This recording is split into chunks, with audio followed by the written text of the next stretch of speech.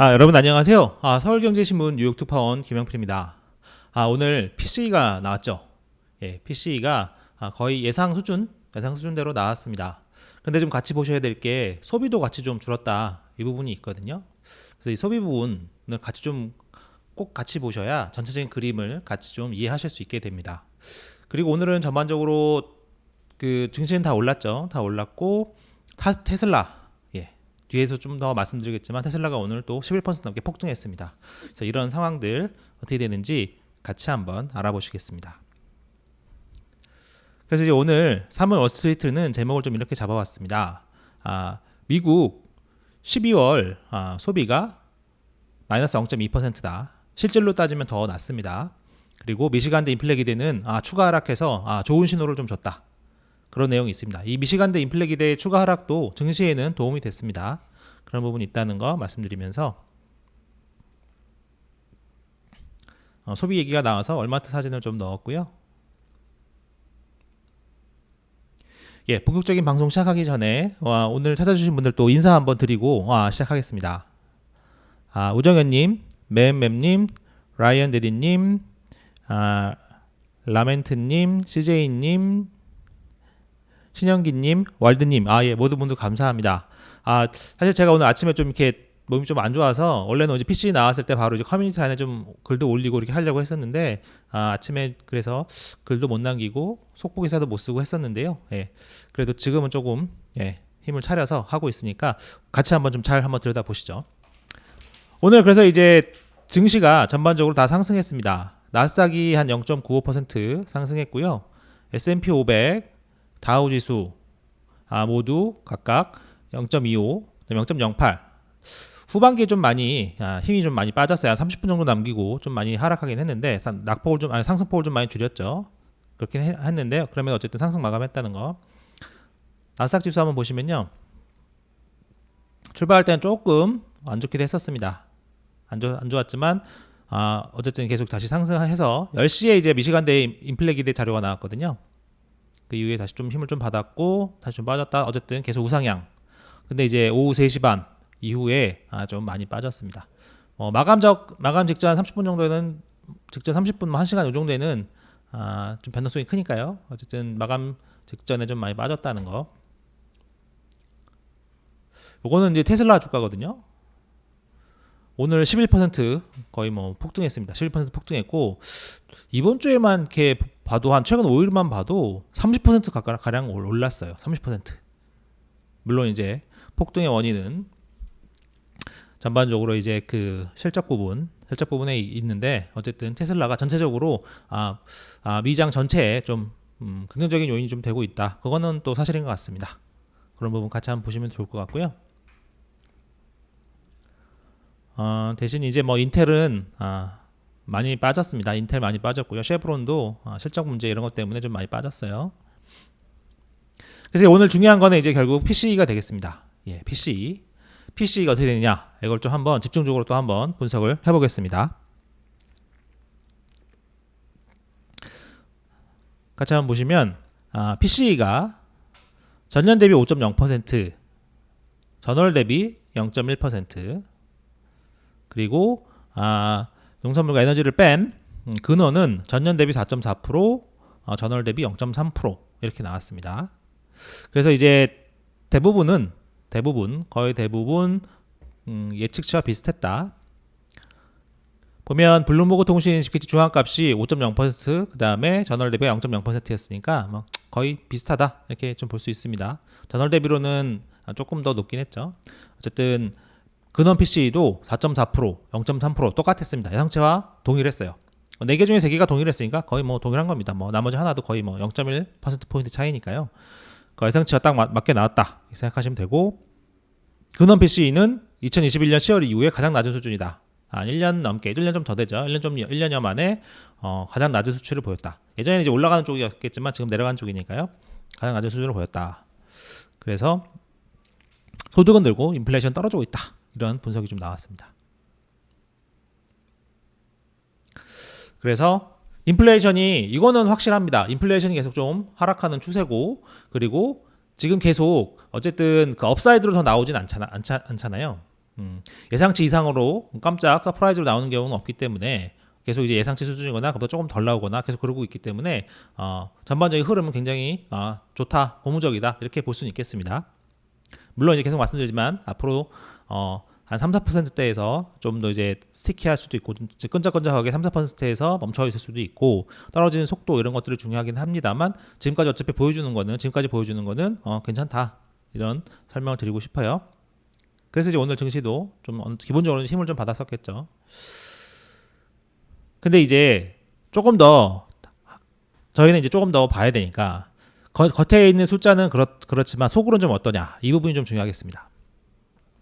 그래서 이제 가장 중요해졌죠. 제롬 파월 연준의장도 얘기하고 뭐 부의장도 얘기하고 모든 사람이 얘기하는 이제 슈퍼근원 서비스가 이제 서비스 물가에서 그러니까 전체 PCE에서 농산물과 에너지를 뺀 그게 이제 근원 PCE죠. 거기서 이제 그 상품과 서비스가 있는데 상품 빼고 서비스 안에서 또 이제 주택 부분 서비스가 있습니다. 뭐 렌트비 뭐 그런 것들이 있으니까 그런 걸 또 빼고 그래서 정말 남은 그 정말 서비스 이 초근원 서비스 요게 12월에 전월 대비 0.32% 증가했습니다. 한 0.3% 되는 거죠. 그래서 0.3%니까 아직 좀 견고하다 이렇게 판단이 가능합니다. 그 근원 서비스도 이 초근원 서비스는 굉장히 중요해요. 왜냐하면 이제 이걸 바탕으로 연준이 이제 물가의 흐름을 파악하는 거니까. 근데 이 0.3% 정도 나오면서 아직 좀 견고하다. 그래서 이 부분은 계속 좀 봐야 됩니다.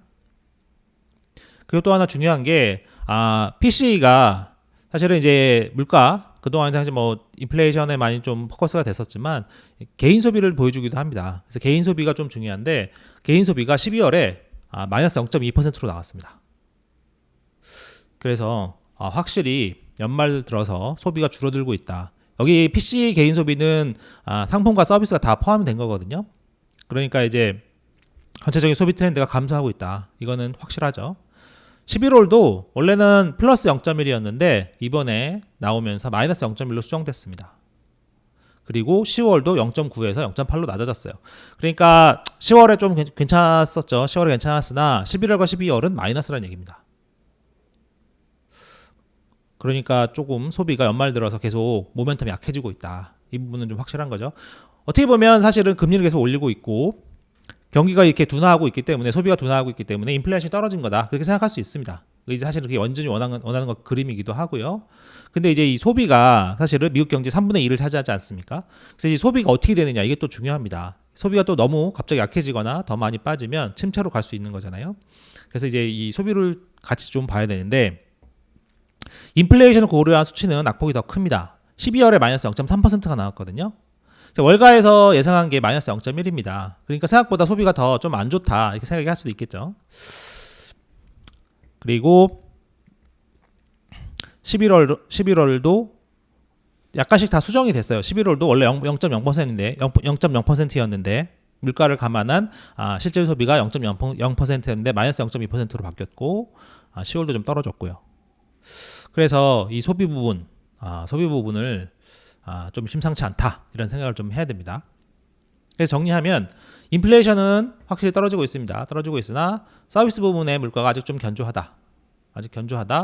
그리고 소비는 잘 버텨야 침체를 피할 수 있는데 소비가 좀 하락세를 지금 보이고 있다. 그래서 블룸버그 이코노믹스에서는 이렇게 얘기를 했습니다. 12월 PC 물가가 둔화했음에도 렌트를 제외한 근원 서비스 물가가 아직 강하다. 이렇게 봤어요. 아직 강하다. 그래서 인플레이션이 내려가고 있다는 확실한 증거가 부족하기 때문에 파월 의장이 2월 FOMC에서 매파적 메시지를 유지할 것이다. 이렇게 전망을 했네요.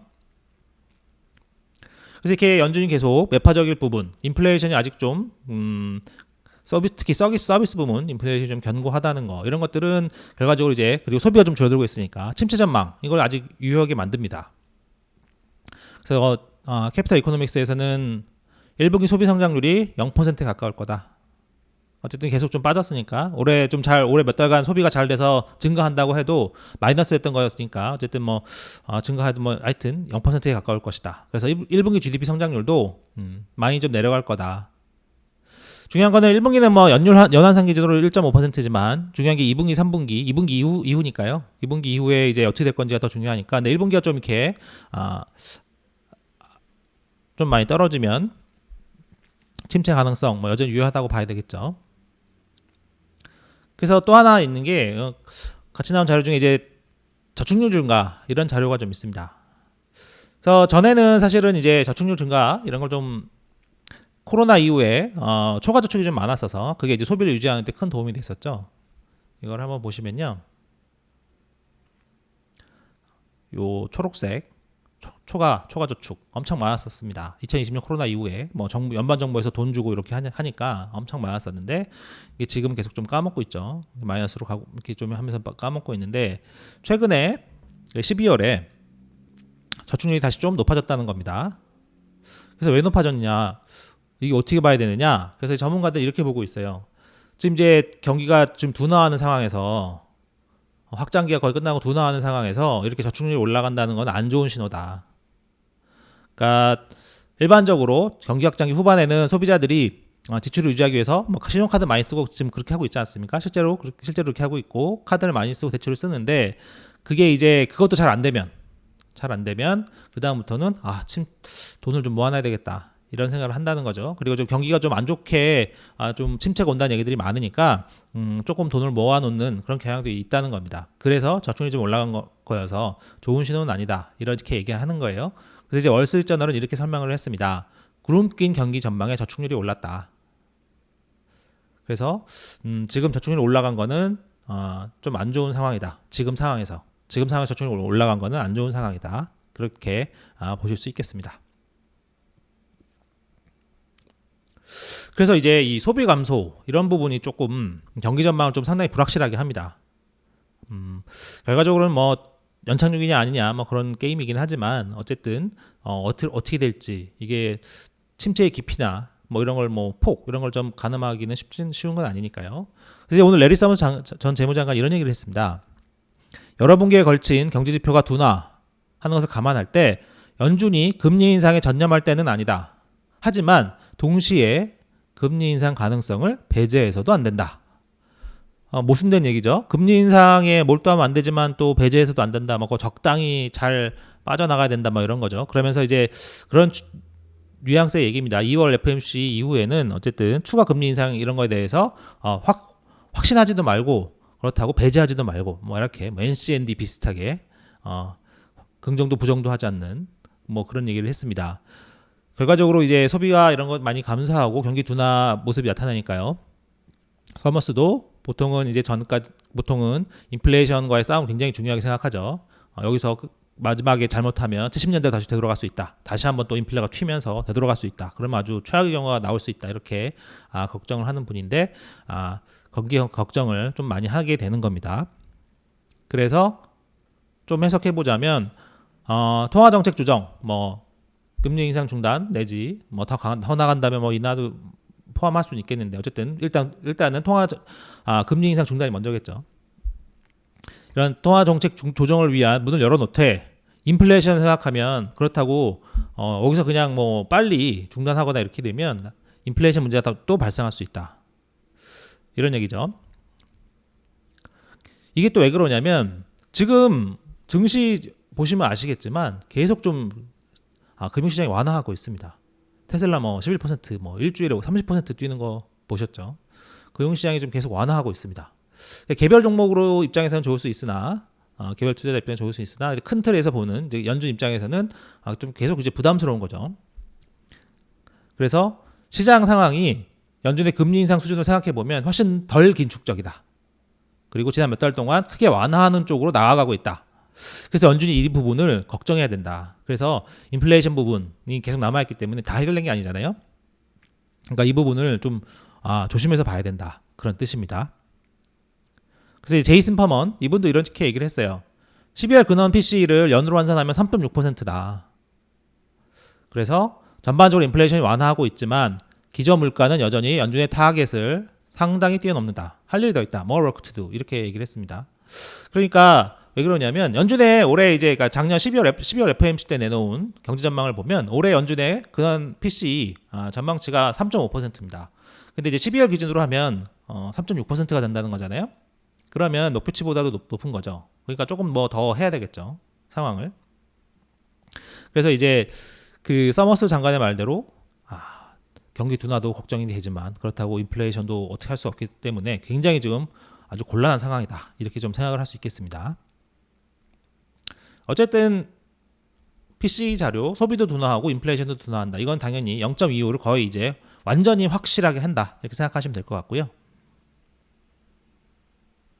오늘 믹시간드 인플레이션 기대인데 조금 이따 또 설명드리겠습니다.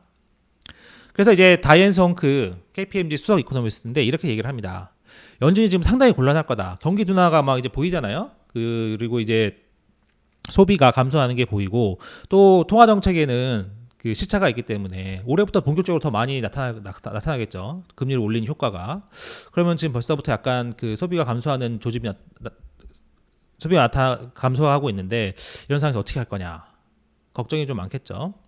그런데 이제 인플레이션은 아직 높고 그래서 이런 얘기를 합니다. 다이앤 성크가요. 연준은 인플레이션을 지금의 반으로 더 줄여야 한다. 반 정도 더 줄여야 되겠죠. 왜냐하면 헤드라인 PC가 5% 정도니까 반 정도 더 줄여야 될 겁니다. 그리고 내부적으로는 금리를 어떻게 할지에 관한 얘기가 나오더라도 겉으로는 매파적인 것을 유지해야 하는 불편한 위치에 있다.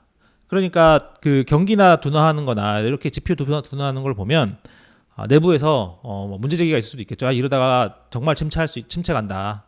걱정하는 사람들이 있겠죠. 그러면서 우리도 빨리 뭐 통화정책 조정해야 되는 거 아니냐 이렇게 얘기를 내부적으로 나올 수 있는데 지금 인플레이션 때문에 겉으로라도 어쨌든 울면거저먹기 식으로라도 할 수 없이 매파적인 것을 유지해야 된다. 매우 불편하겠죠. 이럴 수도 없고 저럴 수도 없고 그런 상황이다. 이런 부분을 조금 같이 알아두시면 좋겠습니다. 그래서 이 부분은 왜 또 중요하냐면 2월 FOMC 때 파월이 매파적으로 나올 수 있다는 그런 전망을 더 높여주는 거기도 하는데 또 한편으로 보면 파월이 매파적일 수밖에 없다. 그 부분을 좀 이해할 부분이 있다는 얘기가 되니까 그 부분을 좀 감안해서 FOMC 기자회견을 해석할 필요도 있겠다. 그렇게 그 부분을 한쪽 머릿속에 또 담아두시면 좋을 것 같아요.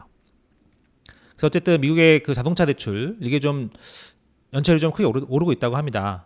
어쨌든 미국인들은 자동차가 굉장히 거의 생명과 같은 존재니까 왜냐하면 미국에서는 뭐 대도시야 뭐 지하철도 있고 하지만 대부분의 지역이 차 없으면 다닐 수가 없습니다. 우버도 좀 비싸기도 하고 어쨌든 그래서 택시가 없는 데도 많고요. 차가 없으면 살 수 없는 나라인데 그건 다 아실 테니까. 근데 자동차에서 그래서 이제 뭐 살 때 대출 받기도 하고 중간에는 뭐 대출 받기도 하고 담보로요. 뭐 하긴 하는데 어쨌든 이런 대출 연체율이 지금 5.67%. 그래서 이게 글로벌 금융위기 이후였던 2009년 그때 가장 높았던 게 5.04% 정도였는데 그때보다도 더 높다고 합니다. 그러니까 자동차 대출 받는 사람들은 사실은 좀 아무래도 상대적으로 좀 취약계층이겠죠. 돈 많은 사람들은 뭐 한 번에 살 수도 있고 뭐 여러 가지 방법이 있으니까요. 그래서 이제 또 자동차 대출 연체한다는 거는 생명과 같은 건데 왜냐하면 자동차 대출을 한 두세 달 연체하면 결국은 압류를 당한다고 합니다. 어차피 뭐 담보가 그거니까.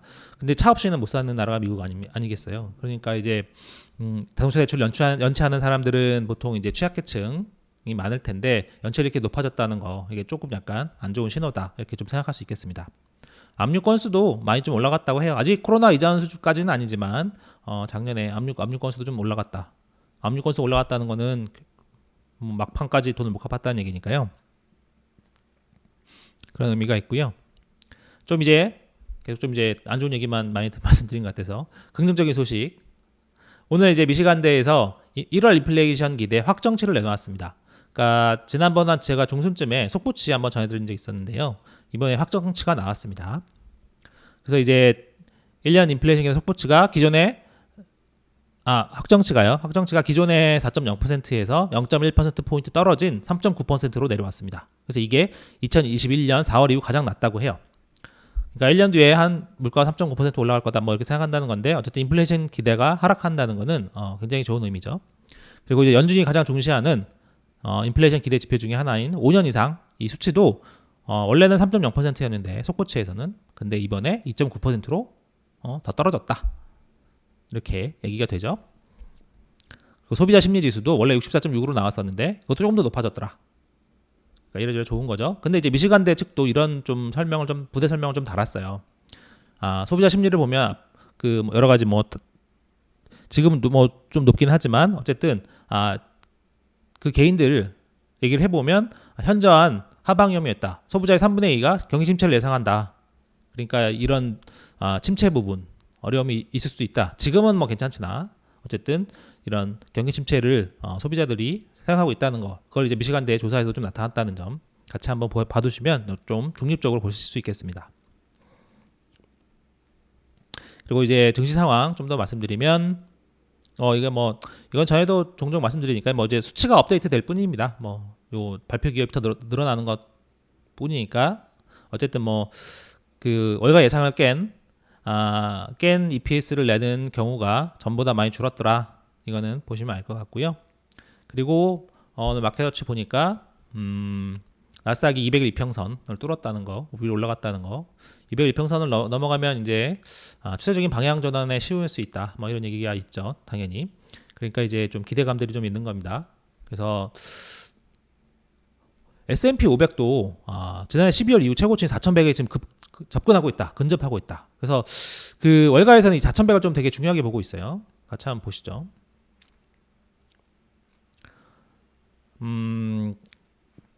오늘 이게 지금 제일 위가 4,100선이니까요. 오늘 4,100까지는 못 갔으나 어쨌든 좀 근접하고 있죠. 1년치로 한번 볼게요. 4,000 지금 뒤쪽으로 많이 올라왔습니다. 최근 들어 많이 올라왔죠. 작년 이제 12월에 작년 12월에 4,100 근처까지 왔었는데 어쨌든 다시 그쪽까지 올라왔다는 거 S&P 500 기준이거든요.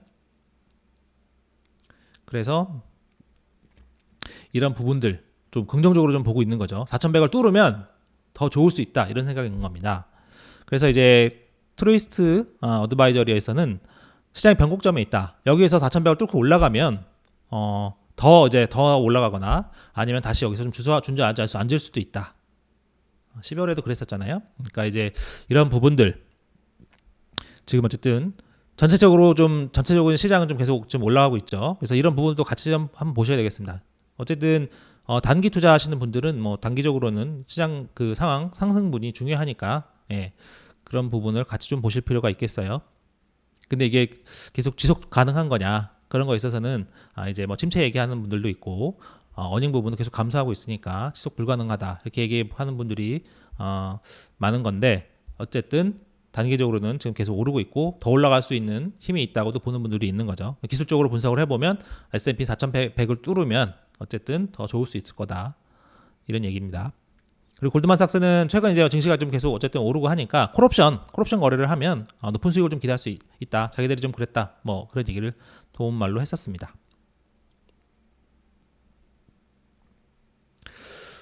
그러면 뭐 거시경제 지표상의 리스크는 없느냐? 자, 이 부분을 좀 이제 말씀드리려고 하는 거예요, 이제. 그래서 단기적으로는 다음 주 화요일입니다. 31일 미국 시간입니다. 30일에 나올 4분기 ECI 고용비용지수 그리고 FMC가 있으니까 이게 좀 관건이겠죠.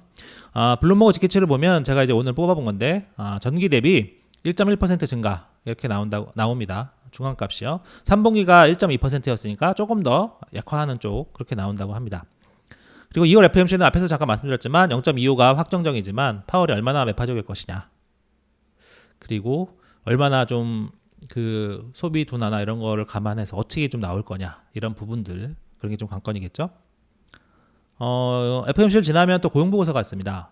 블룸버그 전망치를 제가 또 이것도 오늘 뽑아본 겁니다. 오늘 뽑아보니까 중앙값이 18만 8천 개. 그래서 12월보다는 조금 감소하는 걸로 나옵니다. 실업률도 약간 오르는 걸로 나와요. 3.6%. 오늘 올라봐야 3.6%입니다. 역대 최저 수준이죠.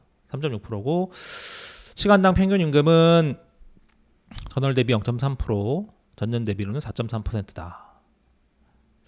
그래서 시간당 평균 임금이 낮아지는 거는 뭐 주목할 만하죠. 근데 여전히 4.3%면 인플레이션 타겟과 비슷해야 된다고 얘기했었잖아요. 파월 의장이 인플레이션 타겟이 2%니까 여전히 2배 이상 되는 겁니다. 그래서 아직 좀 할 일이 더 있다는 거. 어쨌든 금리 인상을 안 하고 높은 금리를 유지하는 것도 계속 긴축하는 겁니다. 왜냐하면 지금 어쨌든 긴축 구간에 들어가 있기 때문에 높은 금리를 유지하기만 해도 긴축은 계속 하는 겁니다. 그리고 이제 자주 말씀드렸지만 어쨌든 달러 움직임이 앞으로 황소장을 만들 수 있다. 뭐 이런 얘기입니다. 결론만 놓고 보면요. 달러 움직임이 어떻게 되느냐. 이게 뭐 황소장이 되느냐 안 되느냐. 이거에 큰 변수가 될 수 있다. 그런 얘기가 있다는 점. 그리고 제가 말씀드렸지만 침체 때문에 좀 부정적으로 보는 분들 이런 분들도 있다는 거. 그래서 이제 결과적으로는 어쨌든 연준의 기준금리 정책이 어쨌든 증시에 전반적으로 기본적으로 가장 큰 영향을 미치는 거니까요. 가장 큰 영향을 미치는 요소 중에 하나니까요. 뭐 당연히 어닝도 있고 그런 실적이 중요하지만 어쨌든 거시경제 측면에서는 연준의 금리 이게 좀 중요하죠. 그건 또 이제 인플레이션에서 나오니까 인플레이션 리스크 보시면서 같이 경기 둔화 위험도 같이 좀 보셔야 되겠다. 제가 이제 평소에 말씀드리는 대로 요거는 사실 근데 파월 의장도 얘기한 겁니다. 뭐 양쪽의 리스크를 다 같이 보는 거. 뭐 브레이너도 자주 얘기하죠. 양쪽의 리스크를 같이 보는 거. 그런 거거든요. 그러니까 이 부분을 저희들도 같이 보면서 그 전체적인 그림을 그려 나가야 되겠습니다. 어쨌든 다음 주에도 좀 중요한 자료들 그리고 FMC가 있으니까 그런 내용을 또 봐야 되겠죠. 어떻게 나올지. 오늘 준비한 내용은 이 정도고요.